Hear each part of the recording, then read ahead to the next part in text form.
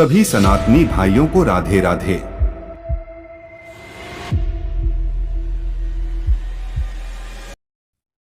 हमारी आज की कहानी है जब हनुमान जी ने शनिदेव को हराया।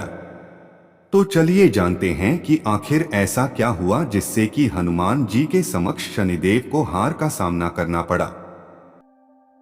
शनि के नाम से ही हर व्यक्ति डरने लगता है।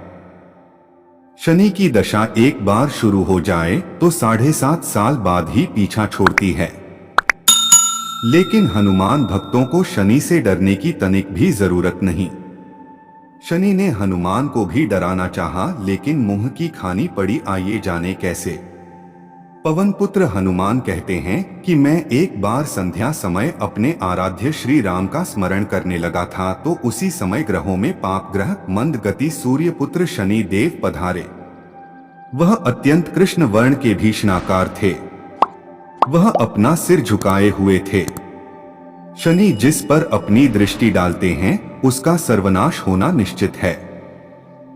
शनिदेव हनुमान के बाहुबल और पराक्रम को नहीं जानते थे। हनुमान ने उन्हें लंका में दशग्रीव के बंधन से मुक्त किया था। शनिदेव हनुमान जी से विनयपूर्वक किंतु कर्कश स्वर में बोले, हनुमान जी, मैं आपको सावधान करने आया हूं। त्रेता की बात दूसरी थी, अब कलयुग प्रारंभ हो गया है। भगवान वासुदेव ने जिस क्षण अपनी अवतार लीला का समापन किया, उसी क्षण से पृथ्वी पर कलयुग का आरंभ हो गया। यह कलयुग है। इस युग में आपका शरीर दुर्बल और मेरा बहुत बलवान हो गया है। अब आप पर मेरी 7.5 की दशा प्रभावी हो गई है। मैं आपके शरीर पर आ रहा हूं। शनिदेव को इस बात का तनिक भी ज्ञान नहीं था कि रघुनाथ के चरणाश्रितों पर काल का कोई भी प्रभाव नहीं होता है। हनुमान जी ने शनिदेव को समझाने का प्रयत्न किया कि आप कहीं और जाएं, ग्रहों का प्रभाव पृथ्वी के मरणशील प्राणियों पर ही पड़ता है और मुझे अपने आराध्य का स्मरण करने दें। मेरे शरीर में श्री रघुनाथ जी के अतिरिक्त दूसरे किसी को स्थान नहीं मिल सकता।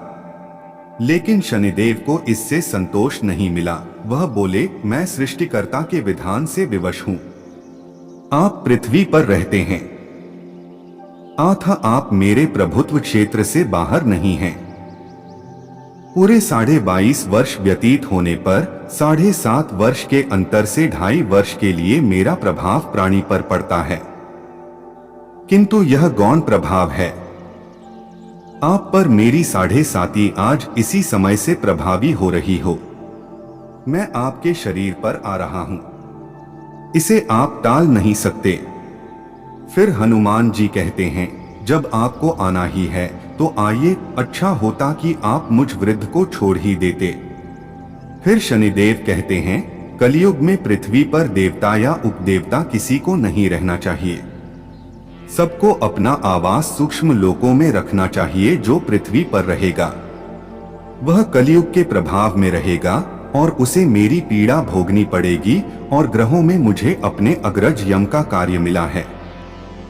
मैं मुख्य मारक ग्रह हूं और मृत्यु के सबसे निकट वृद्ध होते हैं, अतः मैं वृद्धों को कैसे छोड़ सकता हूं। हनुमान जी पूछते हैं, आप मेरे शरीर पर कहां बैठने आ रहे हैं। शनिदेव गर्व से कहते हैं, प्राणी के सिर पर। मैं 2.5 वर्ष प्राणी के सिर पर रहकर उसकी बुद्धि विचलित बनाए रखता हूं। मध्य के 2.5 वर्ष उसके उदर में स्थित रहकर उसके शरीर को अस्वस्थ बनाता हूं व अंतिम 2.5 वर्ष पैरों में रहकर उसे भटकाता हूं। फिर शनिदेव हनुमान जी के मस्तक पर आ बैठे तो हनुमान जी के सिर पर खाज हुई। इसे मिटाने के लिए हनुमान जी ने बड़ा पर्वत उठाकर सिर पर रख लिया। शनिदेव चिल्लाते हैं, यह क्या कर रहे हैं आप। फिर हनुमान जी कहते हैं, जैसे आप सृष्टिकर्ता के विधान से विवश हैं, वैसे मैं भी अपने स्वभाव से विवश हूं। मेरे मस्तक पर खाज मिटाने की यही उपचार पद्धति है।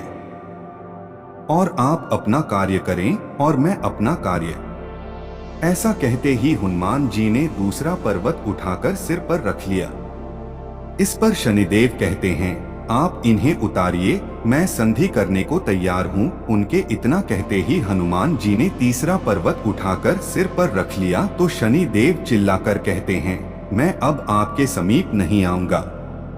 फिर भी हनुमान जी नहीं माने और चौथा पर्वत उठाकर सिर पर रख लिया। शनिदेव फिर चिल्लाते हैं, पवन कुमार, त्राहि माम ताहि माम, रामदूत, आंजनेयाय नमः।